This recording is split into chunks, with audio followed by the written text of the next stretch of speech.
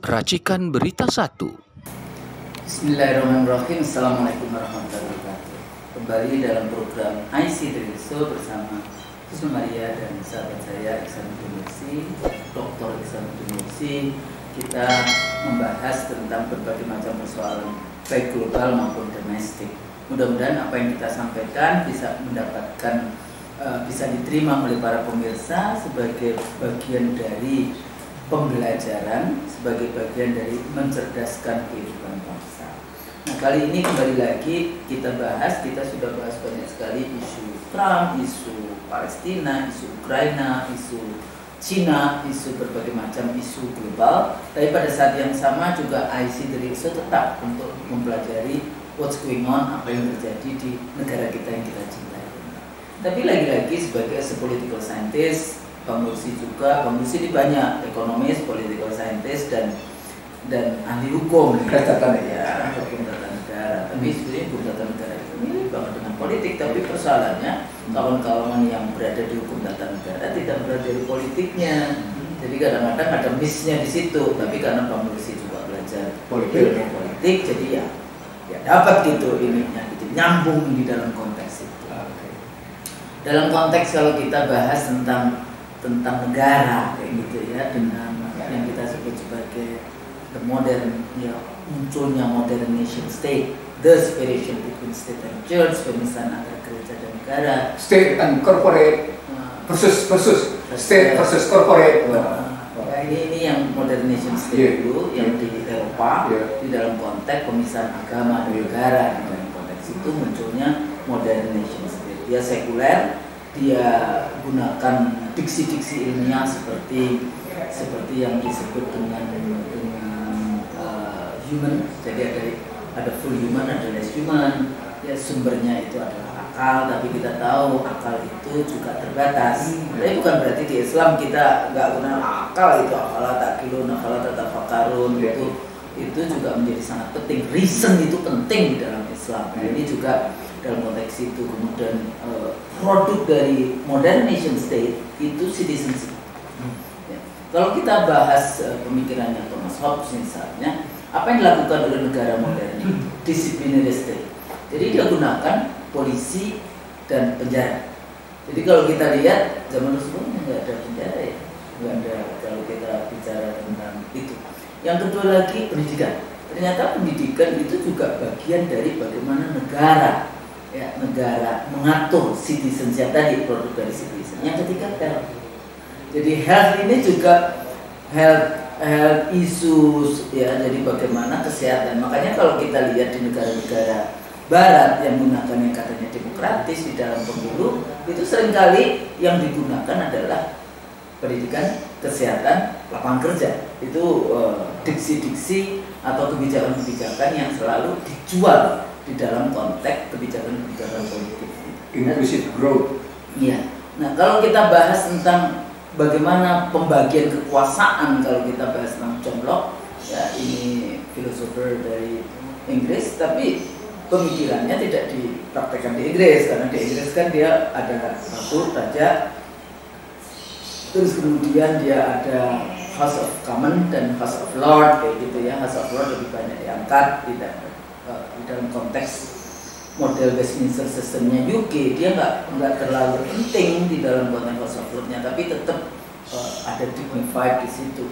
Nah, tapi apa pemikiran John Locke itu dipraktekkan di Amerika dengan trias politikanya di dalam. Nah, kita di Indonesia kita mau pakai pembagian kekuasaan, pemisahan kekuasaan, atau di dalam praktiknya ternyata kita berpikir ya apakah kita model presidensial di dalam konteks rasa parlementer atau dulu parlementer. Jadi karena kita punya presiden, punya perdana menteri, kita pernah punya kayak gitu zaman sistem parlementer sampai kemudian dekret presiden 59. Nah, tapi yang menarik, salah satu yang menarik statementnya John Locke, jangan serahkan political right kepada ateis. Kenapa? Karena ateis itu tidak punya limitation, sehingga kalau dia dikasih kekuasaan dan dia tidak ada batasan, maka dia bisa melakukan Authoritarian. legalism. Legalism. Jadi balik lagi tadi Bang, di dalam konteks Hobbes bicara disiplin estate, di situ ada kesehatan, ada pendidikan dalam konteks ini. Nah, sekarang ini kan sangat penting ya di dalam konteks ya, misalnya rekrutmen menteri kesehatan yang bukan dari ilmu kesehatan, bukan dokter, bukan ya, rumpun kesehatan. Ini kan internal kementerian sendiri kan A sampai Z ya. Jadi bagaimana undang-undang kesehatan yang baru kayak gitu ya, dari berbagai macam isu, masya Allah gitu kalau kita lihat. Termasuk juga kita selalu mengatakan, oh iya ada BPJS kan gratis. Siapa bilang BPJS gratis? Tapi kalau Anda di Australia yang namanya healthcare itu ya gratis. Anda dapat kartu itu ya gratis. Anda mau kaya mau miskin, tinggal kalau kaya dia akan nambah yang namanya private healthcare system. Jadi dia nanti ambil yang asuransi privat, yang dia nambah yang macam-macam untuk fasilitas. Tapi seluruh masyarakat itu public services, ya, pelayanan publiknya di bidang kesehatan, gitu kan. Amerika tidak. Kalau Amerika kan baru Obama kan yang menandatangani Obamacare di dalam itu dulu Hillary Clinton dan Bill Clinton itu sebenarnya belajar dari Australia. Waktu itu saya masih kuliah di sana waktu mereka datang tuh. Dia pelajari, makanya dulu seringkali kampanyenya Hillary kan buy one get one free kayak gitu ya, karena Hillary itu mengkontribusikan banyak sekali pemikiran-pemikiran termasuk healthcare systemnya di Amerika. Jadi dia belajar dari Australia. Australia termasuk one of the best ya untuk healthcare system selain Belanda, Scandinavian country. Nah Bang, persoalannya kadang-kadang mesin politik kesehatan ya, apakah itu farmasis, apakah itu vaksin, apakah itu healthcare system di dalam konteks itu selalu digunakan di dalam. Jadi dulu kenapa orang-orang aborigin banyak yang meninggal pada saat orang Inggris datang, itu datang bawa chickenpox. Jadi hanya chickenpox saja itu separuh indigenous people meninggal. Ternyata sama juga di Amerika juga demikian, Indian people dulu datang dengan penyakit itu. Yang itu penyakit yang dari Eropa yang dibawa ke yang atau dibawa secara sengaja atau tidak sengaja di dalam konteks itu. Jadi dari sejak dulu healthcare system atau kalau kita pelajari penyakit apa ya, yang itu bagian dari glory. Kalau kita bicara biji kan itu glory. Kalau toksi itu bagian dari glory. Kalau itu di pendekatan dagang. Tapi dulu juga zaman siapa ya? Zaman Abu Bakar ya. Khulafaur Rasyidin kalau ada penyakit yang pandemi yang kayak gitu, apa yang harus dilakukan? Kan sebetulnya nggak boleh keluar dari wilayah yang sedang pandemi. Nah, jadi sebetulnya kalau kita lihat seperti itu, bagaimana kita melihat di dalam konteks negara dikuasai oleh mereka, tapi menggunakan itu sebagai instrumen untuk menguasai, jadi vaksin, farmasi, sistem kesehatannya dan sebagainya di dalam konteks. Dalam buku Praharaan Bangsa, saya menyebut begini: satu negara yang selalu berburu, yang masyarakatnya berburu tahta harta dan seks gitu ya, dia akan mengalami sakit. Satu negara yang masyarakatnya selalu berburu materialisme, dia tidak akan memperoleh kedamaian. Satu negara yang bangsanya menangkalkan kesuksesan dengan ukuran tadi, tahta harta dan seks itu, sesungguhnya akan terus-menerus mengalami konflik. Atau konflik memang dipertahankan. Nah, kalau pakai yang namanya conventional war. Nah, kalau pakai conventional war itu kan sesungguhnya dia merujuk tidak kurang pada Emil Durkheim. Ya, Durkheim kan. Kalau kita merujuk pada Durkheim kan sebenarnya berdampingannya sama Parson. Ya, Talcott Parson. Iya, sama Talcott Parson.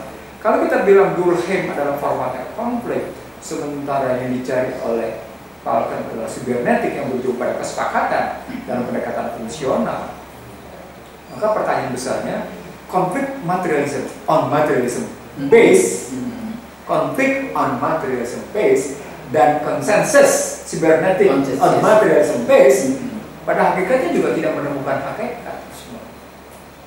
Kenapa? Karena dua-duanya kalau Parson basis karena kenapa materialisme? Karena yang disebut oleh Parson basisnya biologi, Herbert Spencer. Iya, Spencer. Herbert Spencer. Sementara pada yang namanya Emil Durkheim, fisikanya adalah fisika materialisme. Gitu permainannya. Geraknya itu energinya energi benda, bukan energi Husnul. Energi benda. Vektor itu energi benda Husnul. Jadi teori vektor itu, teori tentang segitiga keseimbangan, teori tentang lingkaran, teori tentang itu energi benda. Jadi sama-sama materialisme, maka kedua-duanya sesungguhnya tidak menemukan hakikat kemanusiaan. Itu yang saya sebut dalam teori saya, gagalnya Barat seabad. Jadi basically teori sebenarnya Barat gagal seabad itu. Dampaknya adalah kelihatan pada masyarakat kondisi sekarang. Iya. Jadi kehilangan itu rohnya. Iya. Community sebetulnya. Nah itu Husnul tahap pertama. Aplikasinya apa? Aplikasinya adalah setiap negara, setiap bangsa yang hidupnya didasarkan pada peranan perbankan, di mana perbankan menandingi peran negara dan konstruksi finance,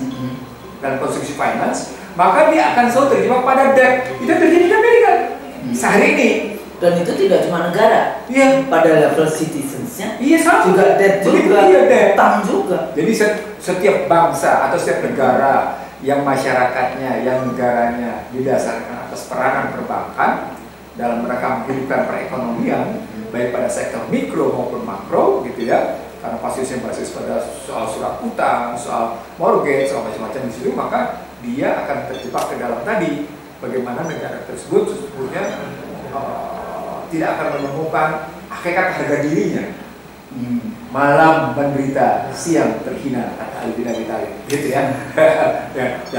dan kalau pakai kalimat Al-Baqarah, Allah dan Rasulnya gitu.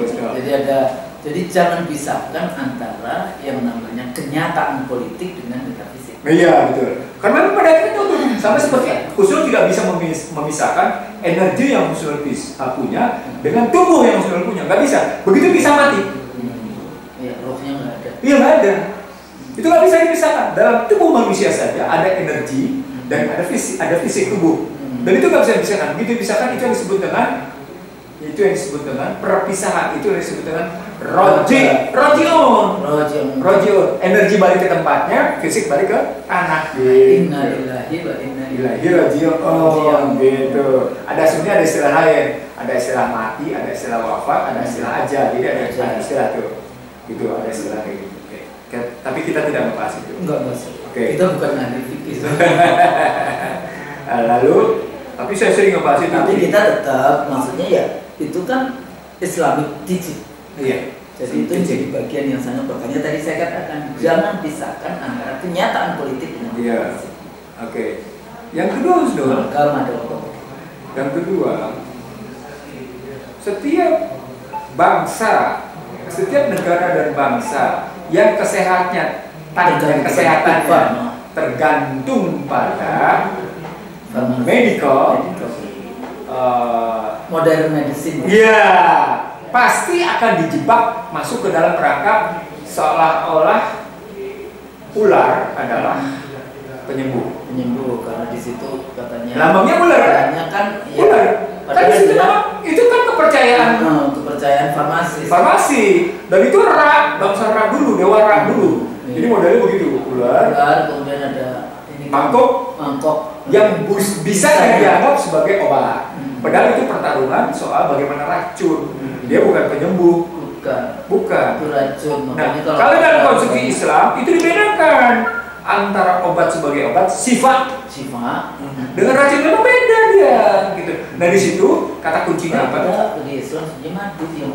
Iya, madu sama jahe sama jinten hitam. Ya, gitu ya. Jadi jelas gitu loh, bukan racun dijadikan obat. Nah, yang ketiga itu simbolik. Betul, simbolik. Nah, yang ketiga sekarang setiap bangsa, setiap negara dan bangsa yang selalu sibuk mencari keunggulan dengan basis gitu ya, kekuatan fisik Ya. Perang misalnya. Iya, perang fisik. konvensional. Itu kan dalam perang fisik itu baik yang namanya military, teknologi, keuangan, farmasi, food, gitu ya, keunggulan kelima ini, maka pada hakikatnya dia tidak akan pernah mencapai kedamaian. Dia selalu dalam posisi kelima peperangan. Jadi yang disebut dengan war, the endless war, perang abadi. Yang sesungguhnya mereka kalau mereka bicara tentang peace, prosperity, gitu ya, and stability, itu semua imajinasi. betul. Saya mau bilang kayak gitu. Lo sedang ngebohong tuh gitu. Sampai Kemudian seperti tutup, Iya. terus kemudian itu ideologi, kemudian kita di brainwash, Iya. kita percaya betul gitu. Iya. Samina wa ta'na kepada Betul. mereka, padahal Iya. halo, kita punya juga konsep yang lebih, yaitu metafisiknya jangan dihilangkan. Lalu, kalau satu bangsa dan negara dikendalikan oleh kekuatan opini, maka dia tidak akan mempercayai kebenaran. Apa poinnya? Itu berarti Anda tidak pernah bicara tentang data yang akurat, aktual, relevan, signifikan. The truth. Iya. Betul. Artinya Tapi mereka selalu ngomong itu subjektif. subjektif, tapi pada hakikatnya ini masuk benar beda. Ya, Objektivitas adalah intersubjektif. intersubjektif. Objektivitas adalah intersubjektif. Benar beda. Action drama. Action drama. Iya. Action drama itu kasusnya India. India ya. Tapi Anda harus tahu bahwa sesungguhnya ketika opini menjadi intersubjektif itu masuk dalam fallacy truth. Bukan lagi fallacy logic, tapi fallacy truth. Jadi ininya apa? Ya kebenaran falasi, kebenaran palsu. Udah palsu. Maksudnya Tadi saya udah bilang semua, saya menerjemahkan kebenaran palsu gitu loh. Tapi saya menerjemahkan bukan sekedar falasi logik, dia menjadi falasi truth. Gitu. jadi bukan the real truth. Iya, bukan the real truth. Gitu. Bukan the substance dari truth. Nah, Tapi kok persoalannya seringkali karena Barat itu selalu ya, tapi mereka juga di satu sisi bicara tentang akal, reason ya, dia menggunakan reason. ini pembicaraan kita lagi-lagi di sini berbau filsafat nih, jadi sorry aja. Enggak, soalnya ini kan kita membahas kenyataan Iya. politik, Iya. kenyataan yang ada, Iya. tapi sebetulnya kesemuanya ini tuh ada ditarik kepada pemikiran-pemikiran yang melandasinya, kan kayak gitu kan. Tapi 5 hal yang kita bicarakan tadi, Pak, hakikatnya bisa kita sederhanakan. Berburu kedamaian semua.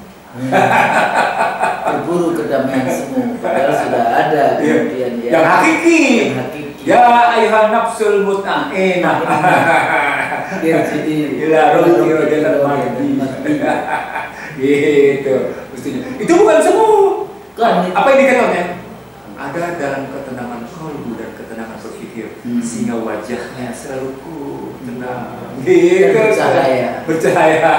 Gitu. memancarkan cahaya. Iya. Kan nggak tahu loh. Nah, Jadi bukan karena materi, bukan karena kaya, betul. dengan tas yang branded dari Iya. mana yang harganya miliaran, dengan mobil yang miliaran, enggak, bukan itu. Iya. Tapi karena kita ketundukan kepada metafisik, kepada Tuhan, nah itu akan memancarkan itu tadi kedamaian. Itu dalam saya jadi ingat dalam alam ini ya. Allah di situ menunjukkan tentang transaksi yang dilakukan antara manusia dengan Allah. Sang Pencipta. Iya, hal tijaratan dan tabur. Hal ada hukum minat tijarah. Itu pertanyaan. Maukah kamu aku kasih tahu kamu tentang transaksi yang menguntungkan? Hal ada hukum minat tijarah, gitu kan? Tahu kok maksudnya itu? Jadi bahasanya yang seringkali kita pakai gunakan secara ini, kejar akhiratmu, duniamu akan diurus. Akan mengikut. Akan mengikut. Jadi Itu kejar. ternyata hal adul kuminat tijarah ada 9 musnul. Ada 9 item. Oke. Nah, 9 item tadi yang 5 hal tadi dia kasih dulu. Semuanya ya. Iya, itu yang aku suruh catat cuma 4. Saya masukkan ke 5 tadi. Anda tidak boleh berburu tata-hata dan kepuasan biologi semata gitu loh. Tapi Anda mesti masuk ke dalam apa yang disebut dengan itu. Anda punya sikap konsisten dan komitmen pada kebenaran adalah kebenaran yang Usul bilang tadi sebagai the real truth gitu loh. Anda harus komitmen tuh pada the real truth tadi. Itu kunci pertama tuh. Dan Anda menjalankan komitmen itu dalam sikap yang konsisten gitu. Tidak, dan selalu berbuat baik kepada orang, mengeluarkan zakat, dan seterusnya, maksudnya sampai tetap hormat pada orang tua, berkata-kata yang baik, melawan kejahatan dengan tapi kalau disebut dengan melawan kejahatan dengan kebaikan, kejahatan yang bagaimana kita lakukan dengan kebaikan? Nah, itu jadi kita sebetulnya kalau di Islam itu banyak sekali ayat-ayat yang hukumnya itu kisos. Iya. Jadi kalau kan ada yang orang berikan kalau pipi kiri ditampar, berikan pipi kanan. Enggak. Itu enggak ada. Enggak boleh. Enggak fair. Enggak fair. Iya. Tahu nggak beritanya Pak? Panggilannya. Ya ayyuhalladzina amanu qisas. Itu sebelum ya ayyuhalladzina amanu kutiba alaikum. Perintahnya adalah ya ayyuhalladzina amanu qisas. Tapi kisah yang bagaimana? Gitu. Jadi artinya di situ dihubungkan dengan posisi transaksi, interaksi. Jadi transaksi interaksi bukan sembarangan gitu. Saya tidak sedang memprovokasi sesuatu. Saya cuma ingin mengatakan mari kita hidup berdamai. Saya hormati Anda dalam keyakinan Anda, saya hormati Anda dalam kepemikiran Anda, saya hormati Anda dengan perilaku Anda. Amal Anda, amal saya, kan begitu. Ya nggak? Keyakinan saya, keyakinan Anda, keyakinan Anda. Saya tidak akan mengganggu satu sama lain. Tapi kita hidup saling menghormati, berdampingan dalam jalur masing-masing karena kita bersaudara dalam bangsa dan tanah air. Sehingga kita saling berbagi dan peduli, gitu. Caring, sharing, forgiving, kalimatnya begitu. Caring, sharing, forgiving. Nah, itulah sebenarnya menjawab yang 5 hal tadi. Jadi kata kunci asal muasal ketika kita bicara Bhinneka Tunggal Ika itu tidak sekedar pada kata-kata. Ini di 10 tahun terakhir Anda selalu bicara saya Pancasila, saya Bhinneka Tunggal Ika. Tapi dalam praktek Anda tidak pernah caring, Anda tidak pernah sharing, Anda tidak pernah forgiving. Yang terjadi Anda malah melakukan desepsi. Itu benar nggak? Ya itu yang terjadi kan gitu. Jadi cuma simbolik ya, jadi agama dijadikan simbolik untuk justru menjatuhkan lawan. Jadi kenapa ini saya ajak Kusnul bicara begini gitu ya? Karena pada hakikatnya saya bilang begini, kalau Prabowo Subianto lagi-lagi tidak mampu menunjukkan caring side forgiving-nya, maka dia tidak akan pernah melakukan rekonsiliasi dan dia tidak akan melakukan rehabilitasi atas kerusakan yang pernah terjadi selama 10 tahun. That's okay. Prahara Bangsa menyatakan 10 tahun terjadi kerusakan. Prahara, buku-buku saya, Prahara Bangsa. Maka yang harus dilakukan Prabowo adalah rekonstruksi dan rehabilitasi. Kalimat rekonstruksi hanya bisa terjadi ketika Anda melakukan dekon. Ada konstruksi, dekonstruksi, rekonstruksi. Kan struktur berpikirnya begitu. Pengertian rekonstruksi itu bukan cuma sekedar pada fungsional, tapi termasuk pada kata-kata struktural, fundamental. Maka kita bareng waktu itu bagaimana menyelesaikan masa lalu. Kayaknya pembuksi ikut bikin. Kita bikin lembaga yang namanya Truth and Reconciliation. Tapi akhirnya kan berantakan. Jadi tipikal rekonstruksi, rehabilitasi dan repatriasi. Itu ya, formatnya begitu. Sesungguhnya menjadi tugas seorang pemimpin ketika dia menyandang mandatory constitutional tentang keadilan. Kalau dia bicaranya mandatory konstitusional berbasis keadilan, maka yang 5 hal tadi tidak boleh terjadi. Yang 5 hal tadi itu yang kita sebut-sebut itu tidak boleh terjadi. Apa poinnya? Negara tidak boleh menganut, menerapkan kebijakan dan terus-menerus tergulung dalam sistem riba. Itu kata kunci asal muasalnya. Persoalannya, tapi kan itu menjadi sumber utama dari liberal. Nah, saya terus dibantah oleh banyak orang, hampir 99% membantah saya. Mereka berkata, pertanyaannya, Bang, tolong tunjukkan pada kami negara mana yang tidak berutang. Saya dalam hati tersenyum, tapi sekaligus maaf ya, saya jawab kali sini, kalian bego. Kalau itu pertanyaan kalian bego. Kenapa? Karena ada true mechanism yang sudah sejak 1995 tanpa utang. Dari dulu kita terus sejahtera. Kenapa? Karena hutang itu adalah pintu masuk Anda didikte. Pintu masuk di mana Anda mengalami 7I. Mereka selalu kayak gitu. Itu juga sama ya dengan mengatakan bahwa demokrasi barat dan sebagainya. Kalau kita bicara tentang Islam misalnya, tunjukkan dong negara Islam ya kan, kita balik lagi ke zaman Rasulullah dan Khulafaur Rasyidin. Pasti diketahui. Apa sih Rasulullah balik lagi ke sana? Daripada kita balik ke 350 tahun sebelum Masehi, zaman Plato, zaman Aristoteles, kan sama aja. Anda hari ini juga mempelajari Aristoteles, mencari Plato, mempelajari Plato, Aristoteles, Socrates, ya kan? Pericles dan sebagainya 350 tahun sebelum Masehi, kemudian tahun 350, ya sama aja.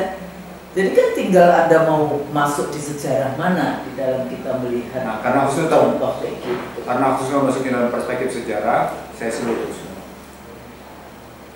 di 53 tahun Rasulullah Sallallahu Alaihi Wasallam, modalnya cuma 3 usul setelah berhijrah, modal sosial, modal politik, modal ekonomi. Modal sosialnya terbukti bagaimana Muhajirin Ansor duduk bareng, berhasil.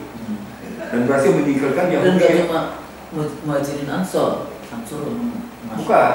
Kan kemudian dengan Madinah itu kan. Iya, itu di Madinah maksud saya. Enggak, deket Madinah maksudnya. Piagam Madinah. Piagam Madinah itu kan kelompok yang lain juga ada. Itu yang saya mau bilang. Jadi Muhajirin Ansor ini mengakui keberadaan Yahudi. Ya. Bersanding tapi tidak bertanding. Enggak, bersanding. Bersanding tapi tidak bertanding. Gitu ya. Oke. Jadi itu modal sosial.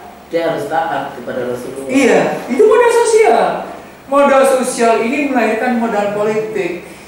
Karena itu didirikanlah masjid. Bukti bahwa modal politik itu kokoh, dua Husnul. Didirikannya masjid dengan segala fungsinya, dengan multifunctionnya, gitu ya. Lalu didirikannya pasar. Jadi tidak ada pasar yang bisa didirikan tanpa kekuasaan, tanpa kedaulatan. Tidak mungkin. Apakah kekuasaan formal atau kekuasaan informal? Apakah kekuasaan legal atau kekuasaan ilegal? Pada akhirnya pasar didirikan karena kekuasaan legal dan kekuasaan ilegal. Karena kekuasaan formal dan kekuasaan informal. Pasar narkoba itu adalah kekuasaan yang dibangun berbasis pada kekuasaan ilegal dan informal. Gitu ya, dan terstruktur rapi. Begitu juga namanya ketika bicara tentang tabung tiga gas itu. Pada tadi tidak sama, itu ada kekuasaan formal dan kekuasaan informal, ada kekuasaan legal, ada kekuasaan ilegal. Jadi tidak boleh kita tutup mata dalam melihatnya seperti itu gitu. Artinya sekali lagi, modal sosial dia bisa bergerak kedua sisi. Dia munculnya kekuasaan legal dan kekuasaan ilegal atau kekuasaan informal. Tinggal kita lihat di situ. Itu yang kedua. Tahu yang ketiga, Pak? Modal ekonomi. Modal sosial, modal politik. Kenapa? Ada dua tindakan yang paling nyata. Yang paling nyata adalah modal didirikannya pasar dan berikutnya dibenarkannya transaksi air antara Utsman bin Affan dengan Yahudi. Dari tiga komponen ini apa kata kuncinya? Husnul? Mata uang, dinar, dirham, Husnul. Apa kata kunci dari dinar dirham ini? Kata kuncinya adalah dia menggunakan uang dinar Roma. Karena berseberangan dengan Persia. Saat itu kan memang Roma yang sedang bicara Roma. Arum tuh Gulambil Arum. Dan waktu itu ya Roma kan yang didekatkan daripada ajaran Islam itu kebetulan Roma. Nah, saya ingin mengatakan pada Husnul, 5 masalah ini terselesaikan kalau kita bisa memperbaiki 3 hal. Modal sosial kita perbaiki, modal politik kita perbaiki, modal ekonomi kita perbaiki. Jadi ringkasnya begitu. Ada nggak konsepnya? Ada. Bagaimana memperbaiki modal sosial, bagaimana memperbaiki modal politik, bagaimana memperbaiki modal ekonomi, sehingga bangsa ini mencapai misinya, yakni tadi melindungi, mencerdaskan, menyejahterakan, dan membangun rasa keadilan dalam jangka panjang. Gitu. Memang ad hoc saja. Iya, bukan ad hoc. Jadi keadilan yang hakiki. Iya.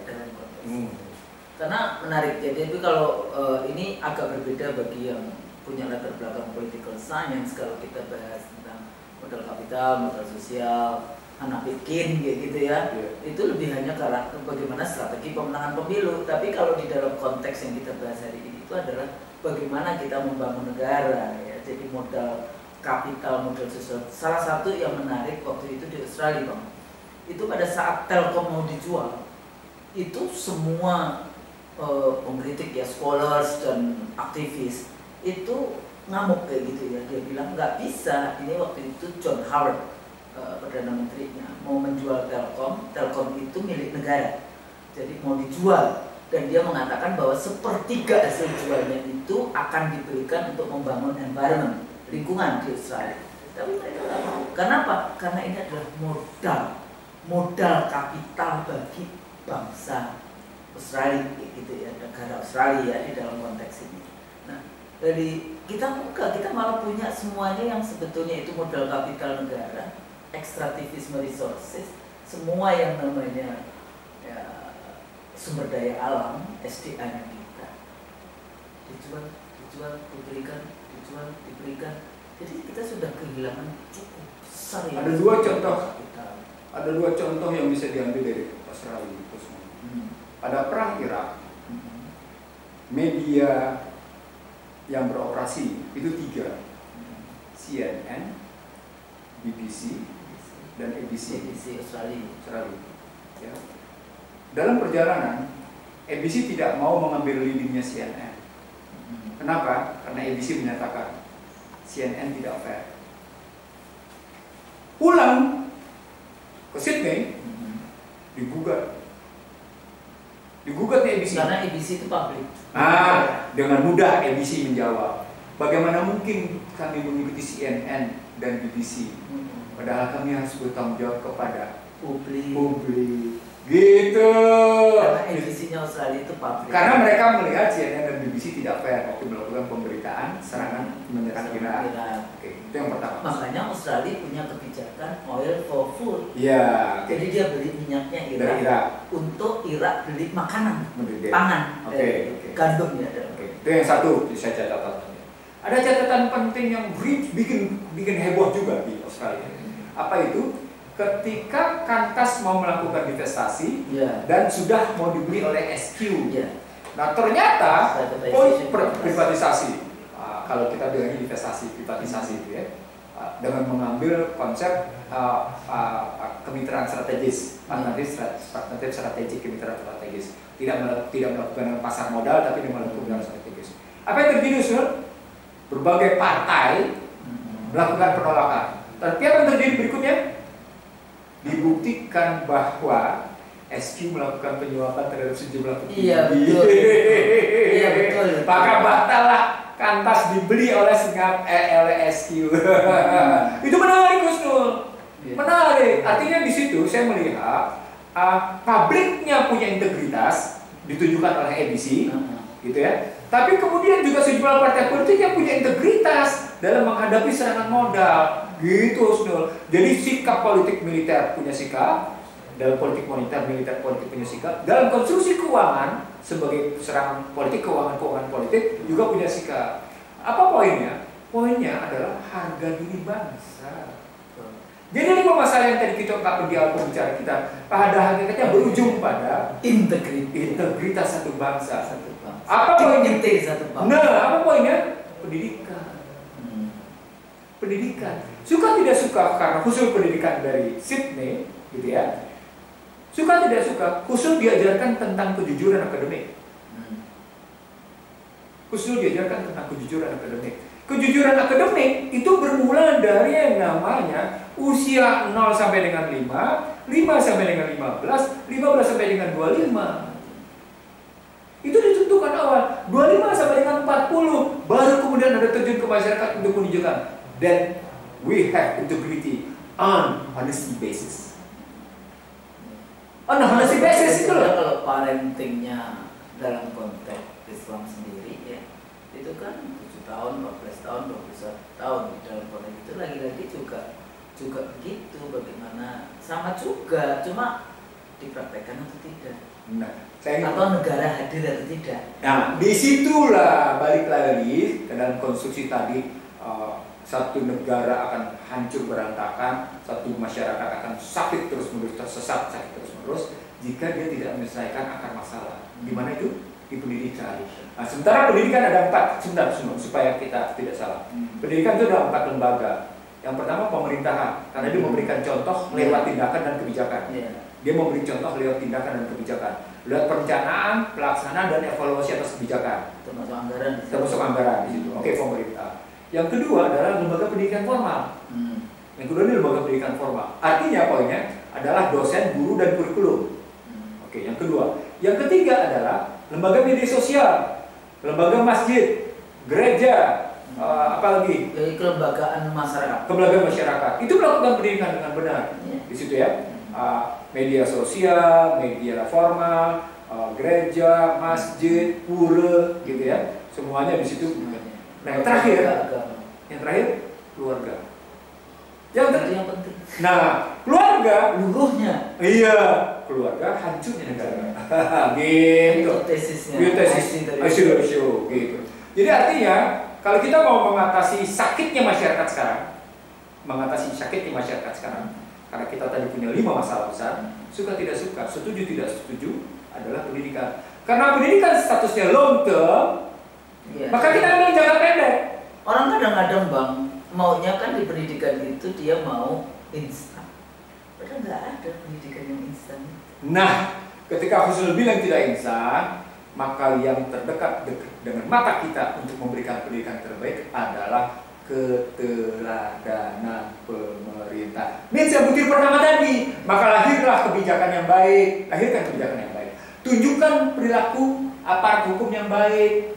Gitu loh contohnya. Taat pada hukum. Nah, gitu loh. Jadi kata kuncinya adalah tidak korupsi. Nah, itu makanya kita bilang tadi. Jadi taat hukum ya tidak korupsi. Ada 3 hal di sini, Husnul. Jadi pertama tadi bagaimana Anda menunjukkan keteladanan. Yang kedua bagaimana Anda tadi bersikap Ingarso sumtulodo. Ya, itu ukuran-ukuran tadi. Ilma dia bangun kaso tubuh yang dayani gitu. Sebenarnya kalau pakai gaya matahan dia tambah lagi 8 karsa kepemimpinan gitu, kalau pakai amat dalam gitu. Tapi saya mengatakan nggak usah kita bicara tentang 8 dulu. Kita bicara tentang pendidikan depan mata yang bisa dilakukan oleh pemerintah dalam rangka memperbaiki sakitnya masyarakat. Itu sangat tergantung pada Anda. Anda berbuat benar, maka Anda sedang memperbaiki masyarakat yang sakit, sedang menyembuhkan masyarakat yang sakit. Kalau Anda tidak berbuat tadi yang benar, maka Anda menambah parah sakitnya masyarakat. Gitu terus. Jadi kalau kita lihat aja rata-rata pendidikan di Indonesia cuma SMP semester 1. Ya, terus kemudian seringkali kita selalu yang dulu menteri-menteri terlalu di setiap kali menteri-menteri datang itu lalu mengatakan kita harus membangun kurikulum yang untuk lapangan kerja, jadi buruh kayak gitu kan. Buruhnya mau jadi driver Gojek saja atau bagaimana sebetulnya peran dari pendidikan tidak cuma sekedar mencari pekerjaan, tapi sebetulnya bagaimana cara berpikir rakyat sehingga dia bisa mandiri, dia bisa berdaulat, dia bisa mengekspresikan dan sebagainya seperti itu. Nah, hal-hal seperti ini kadang-kadang sekarang kan dengan banyak narasi-narasi dari wakil menteri kayak gitu ya, yang perempuan dari Cina, dari kampus yang dianggap ternama nomor 3 di dunia atau whatever lah, itu yang seperti itu sepertinya. Lalu sebetulnya kita banyak sekali sebetulnya dari dalam negeri sendiri yang itu bisa memberikan kontribusi untuk memperbaiki pendidikan. Logikanya begini, Ustaz. Kalau mereka tetap ranking pertama dalam dunia pendidikan di dunia, kenapa masyarakat sakit? Ya kan? Itu sama aja. Mau Harvard, mau Stanford, mau MIT, Cambridge, Oxford. Ya. Tapi kan kita juga lihat, jadi kalau dilihat misalnya akhirnya kan survei menunjukkan bahwa orang Indonesia itu generous, dermawan. Ya, itu konsep sedekah sebetulnya di dalam konteks. Sedekah karena sedekah itu salah satu pintu dari rezeki kita kayak gitu ya. Jadi bukan materialisme itu tadi, tapi kebahagiaan yang dari kolbu itu tadi ya, yang di dalam konteks pendidikan. Tapi bukan berarti kemudian negara tidak hadir untuk mencerdaskan kehidupan bangsa. Nah, nanti kayak misalnya sekarang kritik pilihannya makan gratis atau pendidikan gratis. Ya memang susah memilih, tapi sebetulnya terus kemudian juga ada nih, ini Bang Nur ini gimana? Katanya nanti Basnas zakat akan dibebani untuk memberikan makan gratis. Persoalannya kalau zakat itu penerimanya udah jelas, nggak boleh sembarangan. Mustahiknya. Iya, ada 8 kelompok yang harus. Jadi kalau sekolah kan ada yang kaya, ada yang tidak kaya, dia bukan berhak untuk menerima makan dari zakat itu dan sebagainya kayak gitu. Itu perlu difahami. Kadang-kadang kan bagus kan kalau zakat dipakai untuk makan gratis itu ini. Lalu itu negara lebih baik itu IKN ditutup untuk kemudian dananya dipakai untuk makan. Bisa sadar ya kalau IKN salah ya? Oh iya Bang, Loh, kalau kita gitu- sudah ngomong dari kapan-kapan. Ya, tapi kalau begitu naskah akademiknya gimana tuh? Emang ada? Ada harus dua. Tapi naskah, menurut saya naskah akademiknya naskah. Kan ini banyak sekali yang namanya Naskah konstitusi aja nggak ada naskah akademiknya. Iya, ada tapi naskah akademiknya naskah akademik. Liberalisme. Nggak perlu. Iya kan, di dalam konteks kita tunduk taat patuh. Waktu itu kan ada transaksi. IKN itu nunjukin masyarakat sakit kok. Oh ini. Dan udah kita kasih tahu, sudah Berkali-kali. yang sakit. Iya. Iya, satu orang yang sakit. Dan kita menjadi PO Iya. untuk mengikuti keinginannya, Sakitnya. dia. Jadi banyak hal Bang ya, kalau kita lihat seperti itu, kita harus waspada. Amin. Ya kan? Insya Allah. Harus waspada bagaimana isu pendidikan kita, bagaimana isu kesehatan kita, bagaimana isu negara harus membuka lapangan kerja untuk anak bangsanya sendiri. Jadi memihaki anak bangsa itu jadi sangat penting posisinya. Jadi menjadi pejabat jangan celometan atau memberikan statement yang ngawur. Ya kan? Karena dari statement itulah Anda itu kan dulu ada menteri yang mengatakan, oh iya kalau kita tidak mengundang TKA dari Cina, apa Anda bisa menggantikan? Itu tugasmu. Bisa atau tidak bisa, kan yang dibayar untuk mikirin gimana rakyatnya harus bisa dapat lapangan kerja. Saya sampai pada level itu ya. Kalau nggak mau bayar pajak keluar, apa bisa menggantikan itu merendahkan bangsa sendiri loh. Menghinakan. Menghinakan Bukan bangsa memihaki sendiri. bangsa Iya, sendiri. menghinakan bangsa sendiri. Menghina.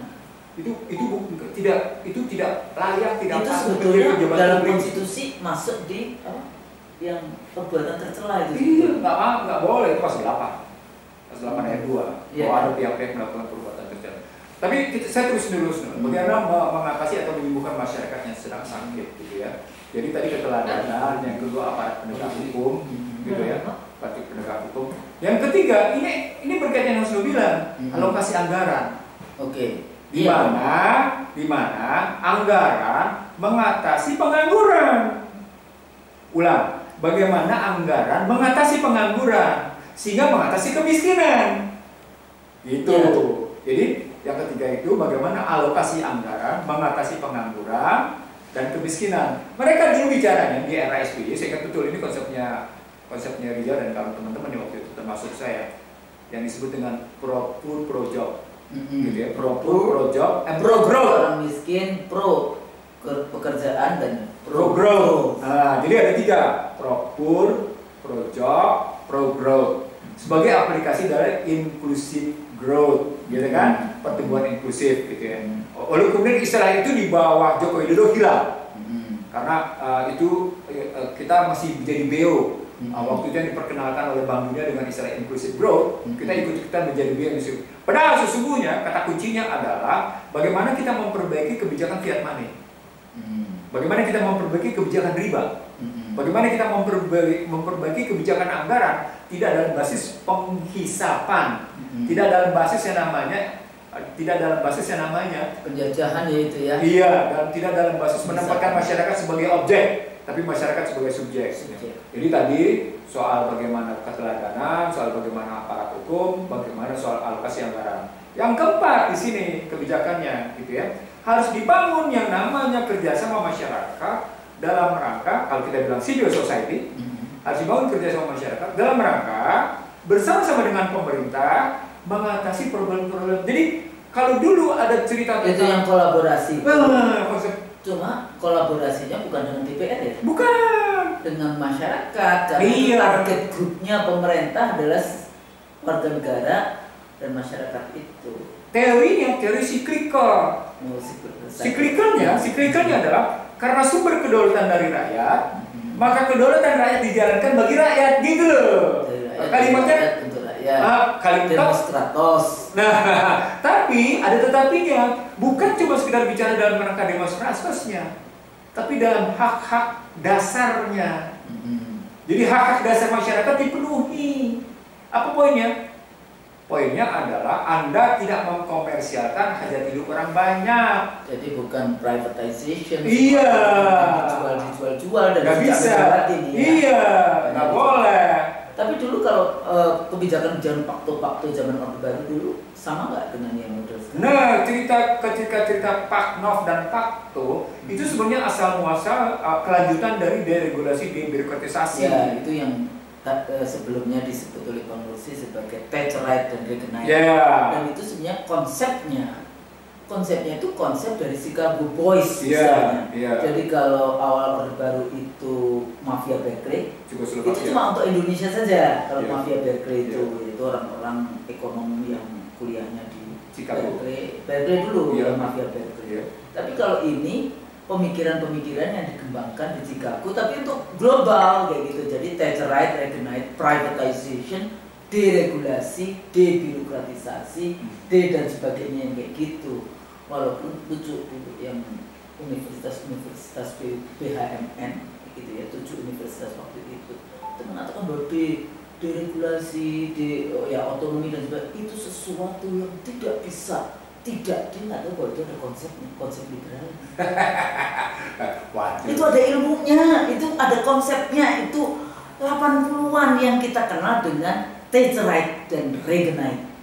Saya ingat saya masih kuliah tahun 80-an. Sampai begini, sampai kalimat menarik. Waktu itu pernah Ibu bicarakan. Saya bingung melihat cara pemerintah berpikir deregulasi dan debirokratisasi. Yang harus dilakukan oleh pemerintah bukan deregulasi dan debirokratisasi. Karena pada akhirnya peran pemerintah tidak bisa diserahkan ke korporasi. Yang harus dilakukan adalah re-regulasi sehingga tatanan kebijakan dengan tindakan menjadi konsisten dan dalam rangka memenuhi hak-hak dasar masyarakat. Itu tahun itu kita sudah kritis kayak gitu. Maka muncul pertanyaan, keluarga kecil sehat bahagia atau keluarga bahagia? Kayak keluarga bahagia. Jumlah kecil kan gitu kan? Keluarga kecil. Kan gitu. Keluarga kecil, norma NKKBS, norma keluarga kecil bahagia sejahtera NKKBS. Mestinya dibalik dong. Norma bahagia sejahtera untuk keluarga, keluarganya boleh kecil, boleh besar, kan relatif. Apalagi kalau ini kan ketakutan dengan teori apa itu yang pangan itu demografi dan pangan. Malthus ya? Iya, Robert Malthus yang katanya pangan ini tidak mencukupi. Scarcity, ini basisnya teori scarcity. Padahal dari zaman dulu sampai sekarang tetapnya juga mencukupkan kan ada rezeki anak, rezeki istri, rezeki menikah, rezeki semuanya ada rezekinya. Cuma kan kita nggak percaya. Jangankan engkau manusia, semut pun dan burung pun berikan rezeki. Rezeki rutin, rezeki dari pintu yang tidak disangka-sangka, rezeki dari usaha, dari banyaknya anak, dari perkawinan, istri dan sebagainya seperti itu. Nah, makanya balik lagi ya, kalau kita diciptakan Tuhan untuk ibadah, kita diciptakan Tuhan untuk mengikuti aturan-aturan Tuhan, sebetulnya ya kita bisa bahagia nggak di dunia? Kalau kan negara. Jadi kalau saya mau bilang sama Husnul sebagai penutup ya Husnul ya, menyembuhkan masyarakat yang sakit ini, gitu ya. Ini sebenarnya mudah karena sudah ada perjanjian sucinya. yakni Undang-Undang Dasar NKRI 1945, bukan Undang-Undang Dasar NRI 1945 yang pada akhirnya Undang-Undang Dasar 2002. Kata kunci pertama. Itu artinya Prabowo Subianto dan rejimnya sekarang, gitu ya, harus mengembalikan segala sesuatu pada perjanjian suci itu. Tapi kan termasuk katanya partainya dulu salah satu prinsipnya juga akan kembali ke Undang-Undang Dasar 45, masih nggak? Itu urusan internal partai dia deh. Oh, okay. Tapi kita bicara eksternal ya. Negara ya. Sekarang dia berada di rezim. Di depan mata dia ada dua masalah. Ada persoalan IKN yang sudah tidak ada dananya dan itu berarti mangkrak. Sudah jelas-jelas disebut Sri Mulyani sudah tidak bilang. Dan itu berarti terbuang uang 400 sekian triliun, gitu ya. Itu berarti harus rusaknya lingkungan. Itu yang hutan immaterial unaccountable, di immaterial unaccountable. Dan berikutnya kita selesaikan berbagai utang juga banyak ternyata. Iya. Banyak pengusaha-pengusaha yang pengusaha kerikil, pengusaha macam-macam yang belum dibayar. Dari persoalan IKN muncul masalah bagaimana menihilkan intervensi, invasi, infiltrasi, interferensi kalangan korporasi. Para bandar-bandar itu. Artinya memang harus dipilah-pilah mana wilayah usaha, mana wilayah politik. Apa kata Krugman? Saya ingat betul karena saya kebetulan saya mengikuti Krugman sejak dia mengkritiki kebijakan ekonomi internasional. Apa kata Krugman? Bagaimanapun mengelola pemerintahan itu berbeda dengan mengelola korporasi katanya. Ketika Anda masuki ke dalam tadi Reagan dan Thatcherite, maka Anda sudah menyamakan. Maka ketika digunakan istilah subsidi salah sasaran, subsidi tidak tepat sasaran, gitu ya, Anda sesungguhnya sudah masuk ke dalam cara-cara berpikir korporasi. Gitu. Kenapa? Untung rugi. Iya, karena Anda sudah berpikir korporasi. Lalu di situ, tapi sekarang dalam kondisi sudah kemajuan teknologi, Anda harus tetap melakukan efisien. Ada perbedaan dalam melihat penggunaan teknologi dalam penggunaan pemerintahan dengan persoalan pembiayaan. Beda kan benar dong. Iya, betul. Gimana sih Anda sudah mencampur adukan kayak gitu-gitu. Nah, saya mengatakan pada pemirsa IC The Show bahwa sembuhnya masyarakat dari kesakitan seperti ini bukan sekedar pada persoalan makin diserangnya masyarakat dengan teknologi, bahwa mereka diserang sampai dengan di kamar tidur. Jadi sudah family planning program itu langsung masuk ke kamar tidur. Dan itu artinya family war. Itu udah family war. Sudah masuk. Nah, itulah Australia melarang anak-anak berusia di bawah 16 tahun bermain media sosial. Satu-satunya di dunia. Dan kemudian negara di Skandinavia mengembalikan peranan anak-anak menulis tangan. Di kelas saya itu kalau komputer kayak gini saya suruh tutup komputernya. Gitu. HP masuk tas. Minggu depan Anda harus bawa buku dan pulpen. Tapi saya nggak mau pulpennya yang cedik-cedik. Jadi pulpennya yang kayak gini. Jadi nggak cedik-cedik. Terus soalnya kan dan dengerin cedik di sini cedik. Ribut kayak gitu. Oke. Ya, jadi tadi itu ya. Tapi sebetulnya kan itu ilmu pendidik. Iya. Sebenarnya bukan itu mendidik untuk respect and appreciate each other. Yeah. Jadi itu soft skill. Itu soft skill. Jadi soft skill yang pertama adalah bagaimana mengajarkan anak umur 0 sampai 5 dan 15 tahun untuk saling respect and appreciate each other. Nah, itu yang harus dilakukan oleh pemerintah dan masyarakat. Apa poinnya? Pemerintah, siapapun pemimpinnya harus bisa menghormati dan menghargai rakyatnya. Bukan kemudian menjadikan mereka sebagai korban. Sebagaimana kasus satu, LPG 3 kg. Bagaimana kasus pagar? Bagaimana subsidi macam-macam subsidi ini. Termasuk minyak goreng ini itu. Katanya yang makan subsidi minyak gorengnya pengusaha. Dan BPKS bukan. Badan Pengelola Kelapa Sawit itu dari konsumsi seperti ini, bagaimana kita menyembuhkan yang sakit itu, lagi-lagi terpulang pada inner value dan inner motive para pejabat. Saya pernah bilang pada Prabowo Subianto, adalah tidak layak seorang pejabat pemerintah menikmati kemewahan di atas penderitaan. Kenapa? Apa yang disebut dengan penderitaan? Sekarang ini masyarakat per kapita menanggung beban utang 27 juta sampai dengan 30. Gitu sudah melihat. Tapi lucu Bang, mereka juga menggunakan yang media sosial untuk pencitraan juga. Beberapa menteri saya lihat beberapa hari ini wakil menteri naik kereta. Berapa lama dia bisa itu? Ada, maksudnya itu pencitraan kayak gitu loh. Kalau saya kayak gitu kita nggak adem pahit. Gitu. Iya. That's not the real yang kita butuhkan di dalam konteks itu. Kalau Anda perdagangan, Anda itu menjual menjual barang-barang Indonesia keluar, atau Anda kemudian menjadi pasar, kita menjadi pasar barang-barang luar kayak gitu ya. Kalau Anda menteri dalam negeri, apa yang Anda lakukan? Karena di dalam Kementerian Dalam Negeri itu menurut saya itu sarang dari korupsi yang luar biasa itu di dalam konteks itu sarangnya salah satunya di Kementerian Dalam Negeri. Gitu. Oke, jadi kalau mau menyembuhkan masyarakat, kita yang pertama kali memang harus menyembuhkan para pejabat. Menyembuhkan sakit masyarakat sama dengan makanya menyembuhkan pejabat. Fungsi dari akademisi, fungsi dari intelektual mengkritisi rezim, baik polisinya maupun tingkah lakunya yang tidak pro kepada rakyat, yang tidak tunduk taat patuh kepada konstitusi, itu menjadi penting. Jadi kalau teman-teman netizen yang mendengarkan IC Trilso yang kadang-kadang misalnya ini, itu kan selalu mengatakan, jadi aja presiden. Urusannya bukan jadi presiden atau tidak, kita punya fungsi to kontrol rezim.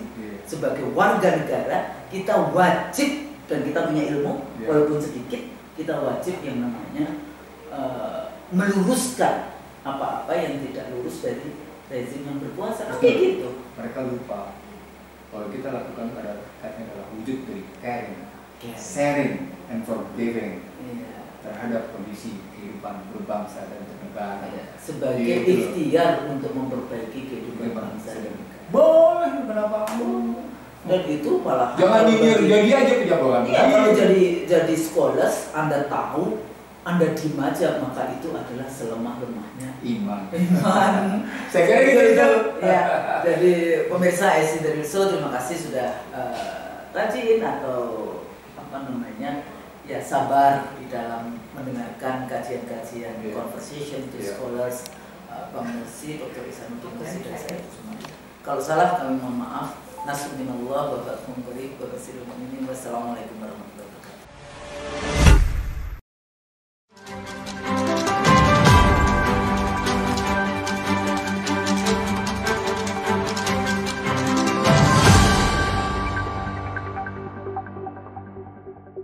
Racikan Berita 1.